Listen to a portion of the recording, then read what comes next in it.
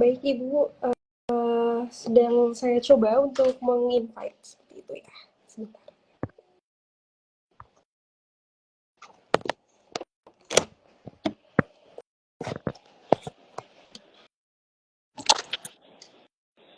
Baik Ibu, sudah bisa mendengar saya dengan jelas Ibu? Oh, sangat jelas. Oke. Walaupun hujan mungkin tidak menyurutkan semangat kita untuk ngobrol-ngobrol ya tentang perempuan ya kali ini. Hei, ya Mbak. Langsung saya mulai ya Ibu. Assalamualaikum warahmatullahi wabarakatuh. Shalom, Om Swastiastu, Namo Buddhaya, Salam Kebajikan, Rahayu. Oke teman-teman semuanya, kita balik lagi dengan Naura Amalia selaku pemandu Ngemper, podcast Ngemper, streaming Ngemper pada kesempatan kali ini. Yang mengangkat tema yaitu strategi penanganan kekerasan seksual dengan dalam kurung implementasi Undang-Undang TPKS. Kasus kekerasan seksual terhadap perempuan merupakan kasus yang sangat-sangat banyak terjadi di Indonesia dan perlu atensi khusus sehingga penanganannya tidak dapat disamakan dengan kasus tindak pidana lainnya. Kasus kekerasan terhadap perempuan merupakan bagian dari pelanggaran hak asasi manusia. Menurut catatan Komnas Perempuan, tahun 2023 terjadi peningkatan pengaduan ke Komnas Perempuan yang semula berjumlah 4.322 kasus menjadi 4.371 kasus. Pasca diterbitkannya Undang-Undang Nomor 12 Tahun 2022, Undang-Undang TPKS, perlu adanya pemahaman dan juga kerjasama dari aparat dan juga masyarakat untuk sama-sama mengawal implementasi dari Undang-Undang TPKS. Oke, baik Ibu Luki, bisa mendengar saya dengan jelas Ibu? Sangat jelas. Jelas. Sangat jelas. Ya. Udah semangat banget nih Ibu. Ya, terima kasih Mbak. Ya. Oke. Betul. Jadi dalam Undang-Undang TPKS atau tindak pidana kekerasan seksual dalam pasal 4 itu disebutkan ya Bu, apa saja bentuk-bentuk kekerasan seksual terhadap perempuan gitu ya. Yang pertama ada pelecehan seksual secara fisik, seksual fisik, pemaksaan kontrasepsi, pemaksaan sterilisasi, pemaksaan perkawinan, juga ada penyiksaan seksual, perbudakan seksual, dan juga KSBE. Mungkin sebelum beranjak pada pertanyaannya, mungkin bisa diceritakan dulu Bu, pernah menangani kasus apa saja, atau bisa ada pengalaman dari orang terdekat atau lingkungan, bisa diceritakan Ibu tentang. Iya. Terima kasih. Bismillahirrahmanirrahim. Assalamualaikum warahmatullahi wabarakatuh. Selamat malam Mbak dan selamat malam juga untuk teman-teman yang lain. Jadi begini, kalau kita membicarakan Undang-Undang 12 tahun 2022 tentang Undang-Undang PKS, itu kan merupakan pengkhususan dari KUHP. Kalau disebut pengkhususan memang dari segi tekstualnya itu memang dikhususkan hanya untuk tindak pidana kekerasan seksual. Tapi secara apa itu istilahnya, secara generalis sebenarnya undang-undang ini juga secara umum mengatur jenis-jenis yang sebagaimana yang disebutkan tadi terkait dengan pasal 4 jenis-jenis tindak pidana kekerasan seksual, di mana di dalam Undang-Undang 12 ini juga ada pembatasan jenis apa saja yang termasuk dengan KS, mulai huruf pasal 4 huruf A sampai pasal 4 huruf H. Huruf F. Huruf F terkait dengan pemaksaan pelacuran. Tapi huruf G, H, dan I serta J di sana tindak pidananya itu sebenarnya sudah diatur dalam undang-undang yang lain. Misalnya di huruf G itu terkait dengan perdagangan orang. Sudah ada undang-undang tindak pidana perdagangan orang. Terus yang huruf H itu terkait dengan tindak pidana pemberantasan kekerasan dalam rumah tangga, terkait dengan huruf I, pencucian uang juga, dan ya ini yang huruf J ini yang saya katakan balik lagi ke aturan yang umum, yang seperti yang saya katakan tadi, generalis, berpedoman atau mengacu ke undang-undang tindak pidana, undang-undang terkait dengan KUHP. Maksud saya yang huruf J ini memberikan keleluasaan sebenarnya pada Undang-Undang TPKS itu, jadi tidak hanya secara tekstual disebutkan di pasal 4 huruf A sampai huruf F, tapi juga mengaitkannya dengan apa itu namanya undang-undang yang lain. Inilah yang kemudian waktu pembahasan rancangan waktu itu rancangan Undang-Undang TPKS itu disebut sebagai asas lex spesialisnya dari Undang-Undang TPKS di sini.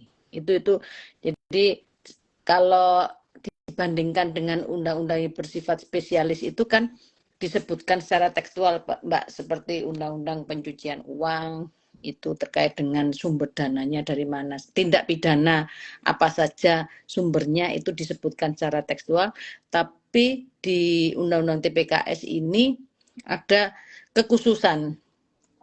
Jadi yang huruf J itu juga tidak mengesampingkan tindak pidana lain yang diatur di luar undang-undang TPKS ini.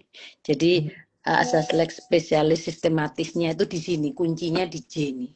Jadi menurut saya sih ini apa istilahnya yang huruf 4 huruf J ini, pasal 4 huruf J ini apa istilahnya berapa tahun kemudian misalnya ada TPK, istilahnya ada modus baru, ada jenis tindak pidana baru, ini apa istilahnya tidak lekang oleh waktu lah istilahnya seperti itu, karena dikunci di huruf J.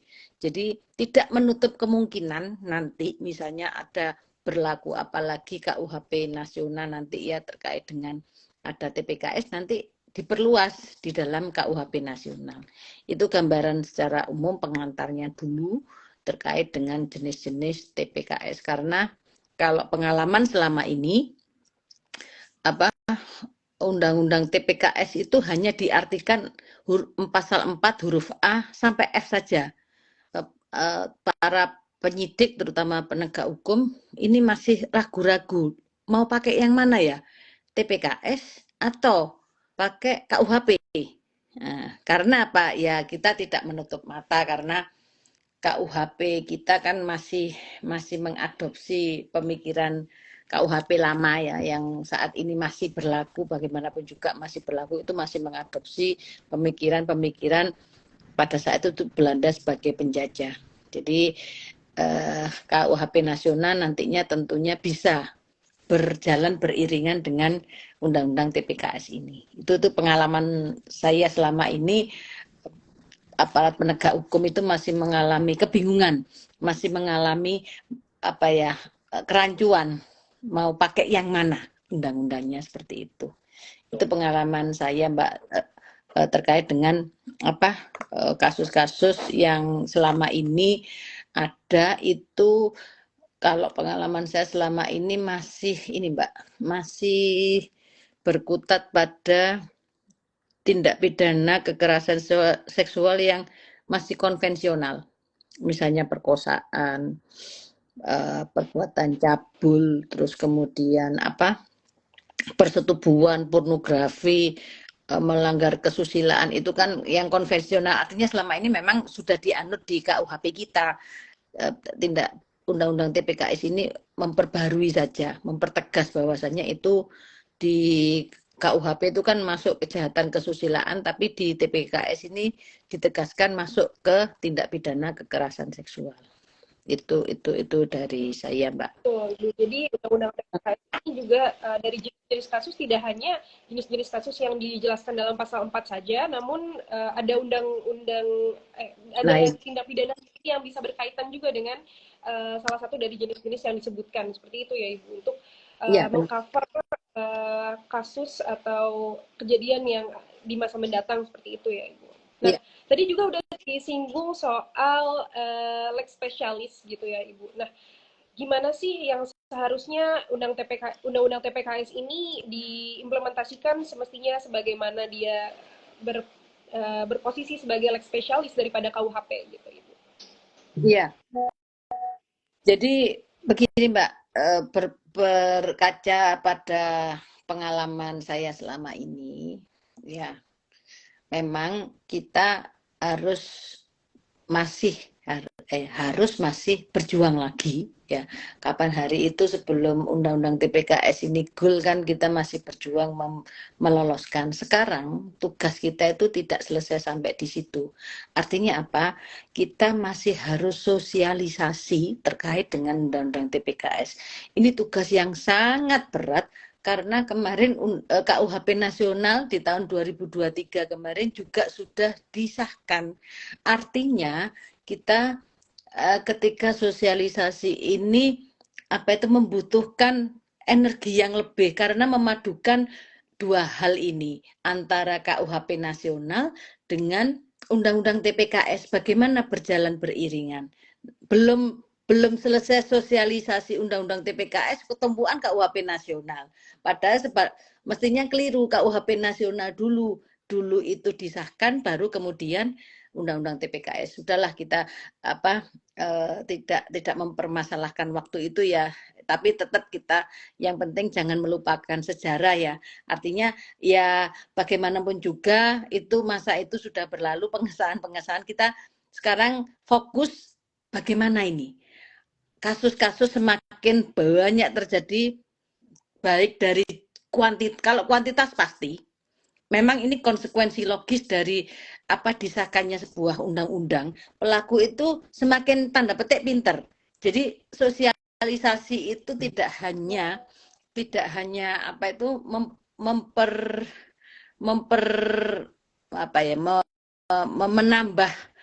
menambah ilmu penegak hukum, tapi juga menambah ilmu juga bagi calon-calon pelaku.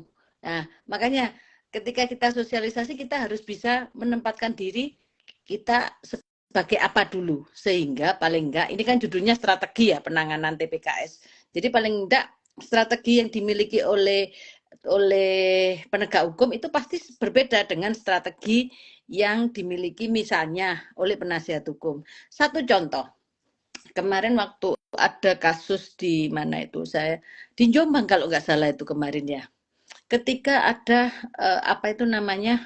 mungkin Jombang perlu kita jadikan contoh bahwasannya undang-undang TPKS ini bisa diberlakukan karena di beberapa daerah itu penegak hukumnya masih ragu-ragu. Bisa tak Bu? Masa iya sih Bu? Masa sih itu bisa langsung berlaku Bu? Bukannya nunggu PP-nya dulu, peraturan pemerintahnya dulu. Saya bilang tidak. Begitu undang-undang itu disahkan, kecuali tidak ada yang menentukan lain di ketentuan peralihannya itu langsung bisa berlaku. Nah, contohnya kemarin waktu di kasus di Jombang itu menarik ketika itu terkait dengan perkosaan, perbuatan cabul, persetubuhan, waduh komplit itu. Lah, dari perspektif penegak hukum, mantap menggunakan pasal 4 ini. Artinya jenis tindak pidananya apa sudah dikemukakan. Kemudian kalau kita mengkonstruksi membuat konstruksi penyelesaian kasus itu kan beda dengan membuat surat dakwaan ya. Kalau konstruksi kasus, kronologi kasus itu kan harus jenisnya dulu apa, baru perbuatan materialnya apa. Nah, ketika pasal 4 sudah dinyatakan jelas itu tindak pidana KS. Kemudian pasal berikutnya perbuatan material apa yang memenuhi terkait dengan jenis pasal 4 tadi. Kita lihat apakah itu masuk pasal 5 KS non fisik, pelecehan seksual non fisik, atau terkait dengan pelecehan secara fisik. Nah, ini kan harus kita hati-hati. Apakah nanti kasus-kasusnya itu terkait dengan misalnya lebih cenderung ke yang fisik atau non fisik. Nah, terkait dengan perbuatan materialnya. Ketika pada saat itu ditanyakan oleh penasihat hukum, kebetulan saat itu saya menjadi ahli. Ahli, mau nanya nih, kalau nggak salah dulu itu terkait dengan perbuatan materinya itu pasal 6. Pasal 6 huruf huruf C kalau nggak salah waktu itu. Iya, huruf C. Huruf C ini paling populer. Misalnya di rating gitu ya. Di rating itu pasal 6 huruf C ini paling banyak digunakan oleh penegak hukum. Nah, pada saat itu PH-nya bilang gini, ahli, bagaimana membuktikan? Nah, ini yang paling susah ya. Membuktikan setiap orang yang menyalahgunakan, di situ kan unsurnya menyalahgunakan kedudukan, menyalahgunakan kedudukan, koma, wewenang, koma, dan sebagainya. Itu merupakan alternatif. Saya bilang, sama dengan yang saya katakan di sini, bahwasanya unsur yang sebegitu panjang, ya, di pasal 6 huruf C itu hanya salah satu saja, karena bersifat alternatif, hanya salah satu saja itu sudah bisa dikategorikan masuk unsur, katakanlah seperti itu. Nah, apa kriterianya menyalahgunakan wewenang? Kepercayaan itu dari saat kedudukan, wewenang, kepercayaan, perbawa yang timbul dari tipu muslihat, banyak banget ya ini dan sebagainya, pokoknya unsurnya. Itu mana yang memenuhi unsur itu? Ya saya bilang itu termasuk karena seseorang itu adalah tokoh agama, saya bilang itu adalah orang yang menyalahgunakan wewenang ya, kepercayaan ya, perbawa ya. Artinya apa? Sudah, kalau misalnya ragu-ragu itu sudah tidak ada keraguan lagi, sudah masuk gitu loh, sudah masuk unsur ini. Nah, lagi bagaimana ahli membedakan antara wewenang, kepercayaan, perbawa? Karena apa? Wah, ini jelinya. Saya bilang jelinya penasihat hukum ya. Jelinya penasihat hukum itu di sini. Bagaimana ahli mengartikan unsur wewenang, kepercayaan atau perbawa? Ya saya bilang, memang di dalam Undang-Undang TPKS itu di bab penjelasannya itu tidak ada sama sekali satu penjelasan terkait dengan frasa atau unsur kedudukan dan sebagainya. Terus, ya dalam teori hukum itu kan dikenal interpretasi, ya kan? Kalau interpretasi itu boleh menggunakan yang namanya gramatikal. Nah, gramatikal berarti di sini mengacu atau berpedoman ke Kamus Besar Bahasa Indonesia. Sudah selesai. Saya nggak usah jauh-jauh menjelaskan bagaimana. Akhirnya apa? Ya, karena tokoh agama ini mempunyai perbawa itu sifat yang ditimbulkan oleh seseorang ketika dia sudah dipercaya, mendapat kepercayaan oleh masyarakat. Nah, kemudian unsur itu saja sudah masuk, baru kemudian unsur-unsur berikutnya adalah sudah terpenuhi. Nah, yang menarik lagi ketika unsur membiarkan dilakukannya persetubuhan. Loh, bagaimana ahli kok tahu itu dibiarkan? Ya saya terus gini, ada istilah begini, loh itu kan si korban diundang, ya kan? Maaf, bukan diundang, itu kan korban mendatangi gubuk atau ruangannya tokoh agama itu. Bilang seperti itu PH-nya. Berarti korbannya kan mau. ini hal yang seringkali terjadi ketika penyidik itu langsung menyimpulkan kalau korbannya datang atau korbannya itu istilahnya mendekati pelaku, berarti itu kan sudah termasuk unsur suka sama suka, berarti tidak ada kekerasan, berarti tidak ada memaksa, berarti tidak ada penyesatan. Loh ya, kalau semua seperti ini undang-undangnya dihapuskan saja, saya bilang gitu. Artinya apa? Kita tidak bisa melihat dengan datangnya korban ke pelaku itu disebut sebagai persetujuan, tidak, bukan seperti itu. Jadi kita harus melihat suatu perkara atau peristiwa itu sebagai keseluruhan dari adanya akibat, gitu loh. Kan tidak mungkin tiba-tiba ya misalnya IG inilah, tiba-tiba saya datang kalau tidak ada pemberitahuan kan nggak mungkin, ya kan? Pasti ada hal-hal yang menyebabkan saya datang atau follow ke IG ini. Sama hanya dengan korban. Apa yang menyebabkan dia mendatangi apa kediamannya pelaku? Karena apa? Karena yaitu tadi tipu daya, ada tipu muslihat, diiming-imingi. Nah, itu sudah masuk pasal apa 6 huruf C ini. Jadi apa ya? Kita harus melihat sebuah peristiwa itu jangan dimutilasi, jangan dipotong sesuai dengan oh itu datang kok itu orangnya, enggak bisa seperti itu. Kita harus melihat keseluruhan cerita itu atau peristiwa itu secara utuh.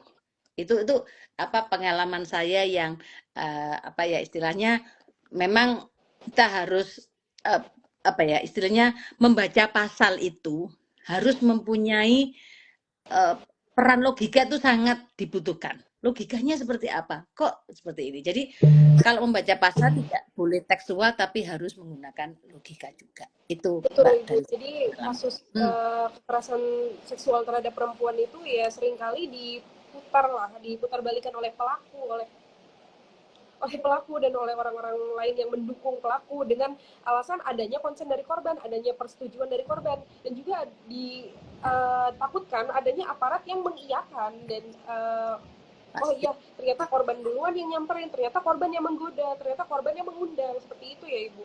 Jadi Ya, edukasi terhadap masyarakat dan aparat penegak hukum khususnya itu sangat-sangat penting ya Ibu. ya.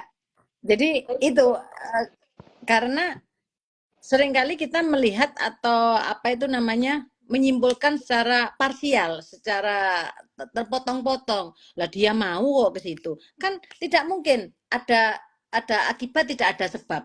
Kan tidak mungkin. Ini kan apa istilahnya hal yang harus kita cermati dalam membingkai sebuah kasus atau perkara. Ya. Oke, baik Ibu. Ini ada pertanyaan dari yang nonton live kita nih. Nah, Min, mantap. kalau mengenai KBGO atau kekerasan berbasis gender online, gimana nih putusannya masih terlalu banyak yang mengklasifikasikannya sebagai undang-undang ITE. Jadi lebih banyak menggunakan dikenakannya undang-undang ITE bukan undang-undang TPKS. Padahal kan itu juga ada di dalam undang-undang TPKS begitu kan ya Ibu? Ya.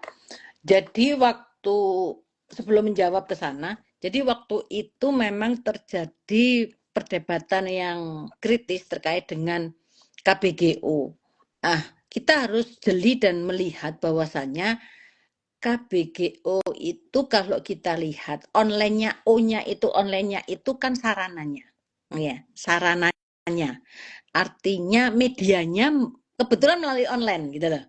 Tapi kita tetap harus melihat perbuatan yang ada di O-nya itu apa, di online-nya itu apa. Misalnya terjadi istilahnya me, mau apa ya istilahnya video VCS ya, video call seks misalnya melalui IG katakanlah. Lah, itu dilihat memang medianya melalui online, ya kan? Melalui online. Tapi terkait dengan perbuatan materialnya, itu kan bisa juga disebut sebagai pelecehan seksual non fisik.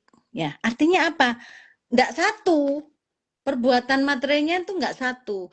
Jadi yang penegak hukum seringkali itu saya nggak tahu ya antara kesulitan atau enggak mau saya enggak maksudnya nggak mau meneruskan itu saya nggak tahu ya bedanya tipis karena warna abu-abu lah karena begini yang seperti saya katakan tadi saya contohkan video call seks misalnya lah di pasal 27 ayat 1 Undang-Undang ITE baik Undang-Undang ITE ini juga lucu juga ya karena Undang-Undang 124 lucunya itu ketika Undang-Undang 124 itu hanya berlaku, ini mungkin undang-undang yang paling singkat berlaku ya, hanya berlaku sesaat sebelum KUHP nasional itu berlaku. KUHP nasional itu kan berlaku 2026. Sedangkan undang-undang perubahan kedua terkait dengan ITE Undang-Undang 1 2024 itu apa berlaku mulai 2024 sampai 2026 paling singkat ini. Paling singkat usianya apa undang-undang ini. Nah, balik lagi di 27 ayat 1 itu setiap orang dengan sengaja dan melawan hak apa itu namanya mendistribusikan, mentransmisikan atau dapat diaksesnya muatan loh ya, muatan kesusilaan. Jadi muatannya yang di apa itu namanya, yang di sini perbuatan materialnya yang nampak di 27 ayat 1 Undang-Undang ITE itu adalah mereka yang mendistribusikan, mentransmisikan atau dapat diaksesnya muatan saja. Jadi yang mendistribusikan, tapi perbuatan materialnya belum loh ya. Perbuatan materialnya kan tadi pelecehan seksual non fisik bisa, loh Bu, persetubuhan bisa apa enggak Bu? Persetubuhan secara online, ya bisa juga. Makanya tergantung perbuatan material. Jadi kalau menurut saya si terutama sebenarnya kalau penyidik itu pasalnya lengkap, Mbak, atau teman-teman yang lain. Kalau penyidik itu pasalnya lengkap, tapi ketika masuk ke kejaksaan banyak mutilasi, banyak di-cut-nya. Ya gara-gara ini, misalnya pemahamannya keliru. Jadi ketika ada KBGO itu mestinya double pasalnya, nggak hanya satu. Yang saya katakan tadi antara wegah atau bingung saya nggak tahu juga. Jadi hanya satu pasal yang dikenakan untuk KBGO tadi ini yang nggak benar. Mestinya didobeli, mestinya ada klausul dan atau. Jadi misalnya kalau di mana itu namanya di Undang-Undang TPKS ini pasal 14 ya, ayat 1 ya, huruf A misalnya, terus nanti dan atau pas berlapis, pasalnya berlapis, undang-undangnya berlapis juga. Karena apa? Kalau KBGO itu ada 3 undang-undang, bahkan 4 undang-undang. KUHP masuk, Undang-Undang ITE masuk, Undang-Undang pornografi masuk, yang terakhir Undang-Undang TPKS. Begitu lengkap, paket komplitnya ini begitu lengkap, tapi nggak tahu waktu penyidikan biasanya sih lengkap, tapi ya itu tadi waktu masuk ke kejaksaan kadang ya pasalnya cuma satu, undang-undangnya satu, dakwaannya dakwaan tunggal, bagus, langsung lah itu berlaku bebas. Itu Mbak mungkin sekilas ya terkait dengan apa KBGO ya, mana undang-undangnya yang apa atau pasal yang digunakan. Itu. Betul, Ibu. Jadi banyak aparat yang keliru untuk mengklasifikasikan suatu tindak pidana kekerasan yang masuk juga dalam kekerasan seksual, tapi malah dikenakan di undang-undang lain gitu, Ibu. Dan undang-undang TPKS ini cenderung ya mungkin takut dikenakan gitu loh, undang-undang tindak pidana kekerasan seksual, takut dilabelkan kepada pelaku, pada orang atau pejabat yang melakukan perbuatan tersebut gitu ya, Ibu ya.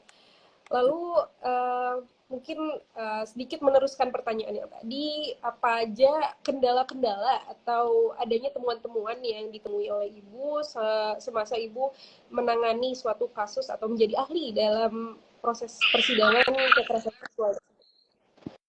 Ya, jadi begini. Sebenarnya selama ini pengalaman saya sih terkait dengan apa ya, penegakan hukum itu kan ada 3 unsur ya. Ada substansi, struktur, dan budaya. Kalau saya lihat apa itu namanya substansi itu sudah sangat komplit. Undang-undangnya jangan ditanya lagi. Maksudnya itu sudah bahasa Jawanya itu sudah cemepak, sudah tersedia. Menu itu sudah tersedia, ya kan? Mestinya kalau menu lengkap itu kita makan semua gitu loh. Ini enggak, menunya sudah lengkap, cuman kenapa ya nggak bisa makan apa menu semua itu ada apa? Lah kalau misalnya kesehatan kan itu mungkin ada masalah dengan apa itu namanya cacing atau apa atau organ tubuh kita. Lah itu terkait dengan penegakan hukum itu terkait dengan struktur, ya kan? Struktur. Pengalaman saya Mbak, jadi begini, di TPKS itu biasanya itu kan apa ya, mereka yang berlatar belakang ekonomi menengah ke bawah lah istilahnya. Tapi saya ada 2 kasus itu waktu tahun kemarin itu di Polda Metro, itu banyak intervensi. Ya mungkin karena dekat dengan daerah ibu kota ya. Itu penuh intervensi, penuh tidak murni lagi aspek hukumnya itu tidak murni lagi. Sehingga banyak campur tangan yang melihat hukum itu ya sesuai dengan kebutuhan akhirnya. Nah, pada saat itu juga ya yang ke saya bukan dua kasus, 3 kasus malah, 3 kasus itu penuh intervensi. Ya saya bilang, begini penyidik, kita kembalikan lagi kepada perbuatan material, faktanya apa. Ya, ini terkait dengan fakta. Kita menghilangkan dulu anasir-anasir atau kepentingan-kepentingan di luar hukum agar penyelesaian atau pengenanganan ini objektif gitu loh.